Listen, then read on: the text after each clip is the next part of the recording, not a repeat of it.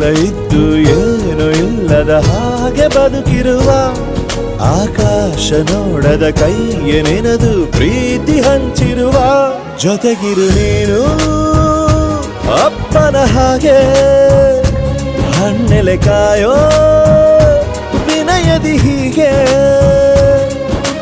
ನಿನ್ನನು ಪಡೆದ ನಾವು ಪುನೀತ ಬಾಳು ನಗು ನಗುತ್ತಾ ಬೊಂಬೆ ಹೇಳುತ್ತೈತೆ ಮತ್ತೆ ಹೇಳುತ್ತೈತೆ ನೀನೇ ರಾಜಕುಮಾರ.